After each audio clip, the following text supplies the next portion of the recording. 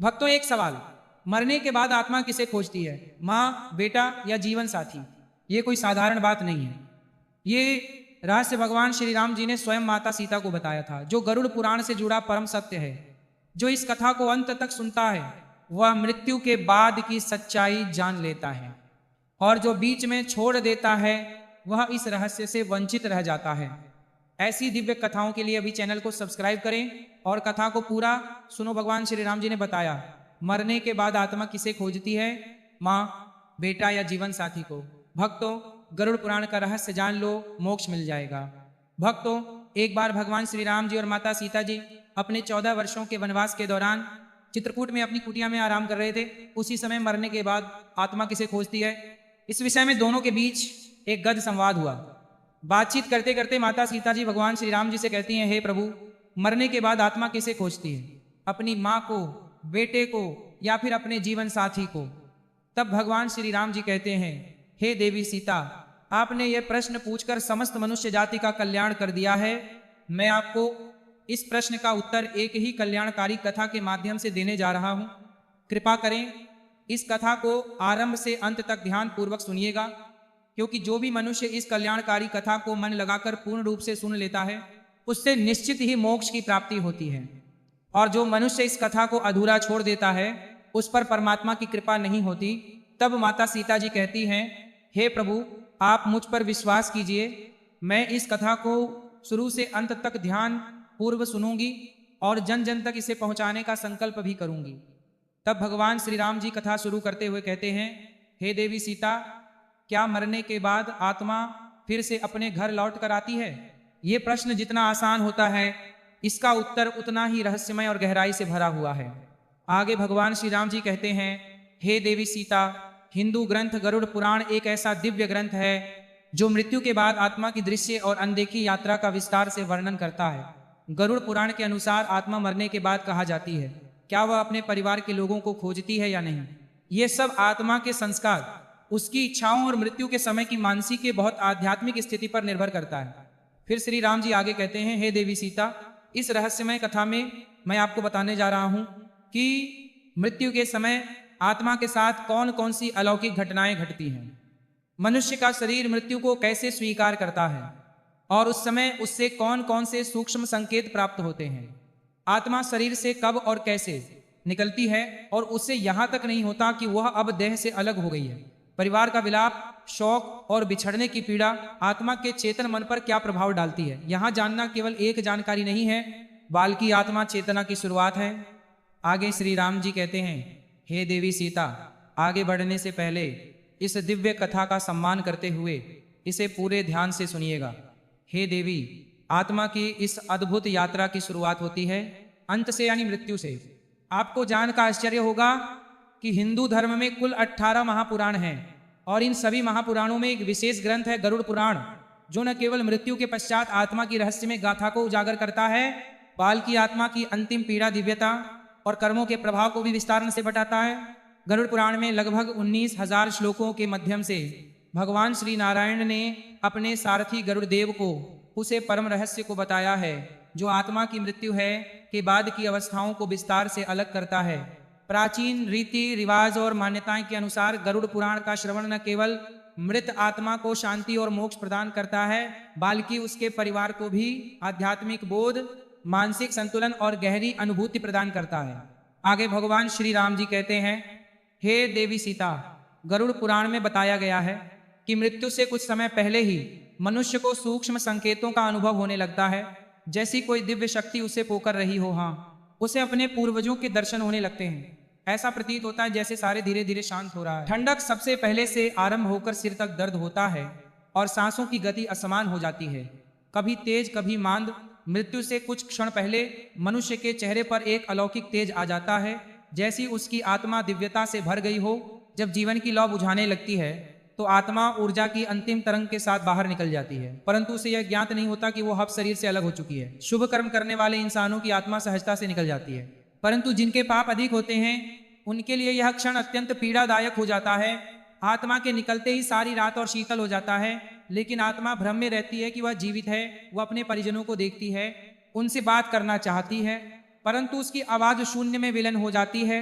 उसे लगता है कि यहाँ कोई स्वप्न है, परंतु वह चेतना की एक नई अवस्था में प्रवेश कर चुकी है।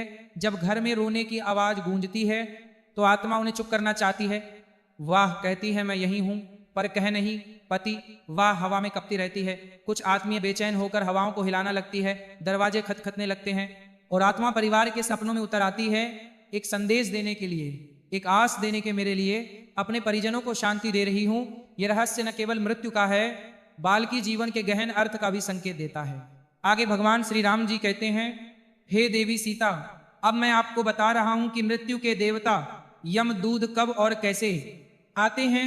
आत्मा मृत्यु के कुछ समय बाद एक नई हलचल को महसूस करते हैं। अचानक उसे ऐसा होता है कि कोई दृश्य दृष्टा से परे शक्तियां मेरे समीप आ रही है। यदि आत्मा पुण्यवान होती है तो उज्जवल तेजों में देवदूत उसे सम्मान पूर्व स्वर्ग की ओर लेकर जाते हैं, लेकिन अगर किसी मानुष के कर्म अंधकार में रहते हैं तो भयंकर यमदूत आते हैं और उसे पकड़कर मारते हुए उसके गालों और भय के मध्य नरक की दिशा में ले जाते हैं। लेकिन ये यात्रा यही समाप्त नहीं होती। सबसे पहले आत्मा को उसका संपूर्ण जीवन का दर्पण दिखाया जाता है। हर पुण्य कर्म उसकी चेतना में संतोष और प्रकाश सुख की लौ जगा देता है, वहीं हर पाप कर्म उसे डर देता है और दुख से भर देता है। और यमदूत धीरे से कहते हैं, अब तुम्हारा समय इस लोक में समाप्त हुआ। आगे भगवान श्री राम जी कहते हैं, हे देवी सीठे, अब मैं आपको वह रहस्य बता रहा हूं जो आत्मा मृत्यु के बाद तेरे दिनों तक अनुभव करती है। गरुड़ पुराण बताता है कि आत्मा मृत्यु के बाद भी तेरे दिनों तक इसी लोक में रहते हैं, परंतु वह इष्टति समाधान नहीं होता। वह एक गहन और आदर्श यात्रा का आरंभ होती है। पहले 3 दिन भ्रम, मोह और अज्ञान का समय होता है। आत्मा अपनी मृत्यु को स्वीकार नहीं करती, वह घर में ही भटकती रहती है, अपने परिवार के लोगों से बुरा करना चाहती है, पर उसकी आवाज कोई सुन नहीं सकता। अगर मृत्यु दुहक या हिंसा होती है तो आत्मा बेचैनी, दर्द और उलझन में फंस जाती है। चौथे दिन से 10 दिन तक आत्मा को धीरे धीरे सत्य का ज्ञान होने लगता है। हमें महसूस होता है कि मैं अब शरीर का हिस्सा नहीं हूँ। यदि परिवार द्वारा धार्मिक विधि विधान अनुसार क्रियाएं की हो गई हैं तो आत्मा को थोड़ी राहत मिलती है, लेकिन जिनकी इच्छाएं अधूरी रह जाती हैं उनकी आत्मा अशांत, दुखी और अस्थिर रहती है। गांव से तेव दिन तक आत्मा के विदाई का समय आता है। पिंडदान और श्राद्ध उसके अगले लोक के द्वार खोलते हैं। जिसने अपना जीवन में धर्म और पुण्य काम होता है उसे देवदूत स्वर्ग की ओर लेकर जाते हैं, जबकि जिसने पापों का बोझ संचित किया होता है उसे यमदूत नरक की ओर लेकर जाते हैं। आगे भगवान श्री राम जी कहते हैं, हे देवी साइड, अब मैं आपको बता रहा हूं कि आत्मा कैसे देती है संकेत। जब कोई आत्मा मोह में बंधी होती है तो वह रहस्य में इशारे छोड़ती है, जैसे स्वप्नों में आना, घर में आदर्श सुगंध फैलना, बिजली का अपना आप जलना बुझाना, अचानक ठंडी हवा का बहना। यह सब आत्मा की मौन पुकार होती है। गरुड़ पुराण बताता है कि मृत्यु के बड़ी आत्मा पूरी दुनिया को छोड़ देती है, लेकिन उसकी चेतना बनी रहती है। वाह, सबको देखो शक्ति है, सूर्य शक्ति है, लेकिन बोल नहीं सकती, क्योंकि अब उसके पास ध्वनि उत्पन्न करने वाले शारीरिक उपचार नहीं होते। जब भावना गहरी होती है तो आत्मा बिना बोले भी संवाद कर लेती है, कभी स्वप्नों में, कभी दिव्य सुगंध के रूप में, कभी उपकरण अपने आप बंद चालू होता है। ये सब आत्मा के मौन संकेत होते हैं। मोक्ष प्राप्ति का मतलब होता है आत्मा परमात्मा में विलीन होती है और फिर वापस नहीं मिलती। और जो आत्माएं स्वर्ग या नरक जाती है वे अपने कर्मों का फल भोगती है और पृथ्वी के कार्यों में हस्तक्षेप नहीं करती। परंतु जो आत्माएं अधूरी इच्छाओं के कारण भटक रही है वे कभी कभी संकेत देकर सहायता की कामना करती है। गरुड़ पुराण बताता है, गरीबों की आत्मा पितृ में निवास करती है और जब उनके वंश श्रद्धा से तर्पण या श्राद्ध करते हैं तो वे प्रसन्न होकर आशीर्वाद देते हैं। यदि परिवार पर कोई संकट आने वाला होता है तो पितरों की आत्माएं संकेत देती हैं, कभी स्वप्न में, कभी अंतर्मन में। यदि कोई आत्मा का बार बार त्याग करता है, स्वप्न में आना हो, तो ये समझना चाहिए कि वो कोई संदेश देना चाहती है। गरुड़ पुराण बताता है कि ये स्वप्न केवल संयोग नहीं बल्कि सूक्ष्म संदेश होते हैं। बहुत से लोग बता दें कि अचानक किसी दुर्घटना से बच गए हैं या कोई आदर्श शक्ति उनके साथ थी। हाँ, शक्ति संभवतः उनके गरीबों की आत्मा होती है जो संकट के समय उनकी रक्षा करते हैं। जब घर में श्राद्ध, पिंडदान या धार्मिक पथ होता है तो आत्माएं प्रसन्न होकर हमें घर में सकारात्मक ऊर्जा भर देती है, जो परिवार को मानसिक शांति, सुरक्षा और समृद्धि प्रदान करते हैं। आत्माएं कभी स्वप्न, कभी विचार, कभी आभास के माध्यम से लोगों के निर्णयों को प्रभावित करते हैं। आगे भगवान श्री राम जी कहते हैं, हे देवी सीता, यहाँ एक सूक्ष्म संभावना होती है जिसमें प्रेम, चेतवनी और आशीर्वाद छुपे होते हैं। आत्मा उनको प्रसन्न करने के लिए लोगों को प्रत्येक वर्ष श्रद्धा और पिंडदान करना चाहिए। गरुड़ पुराण, पितृ स्तोत्र और महामृत्युंजय मंत्र का पाठ करना चाहिए। जरूरी मंदों को भोजन और दान देना चाहिए।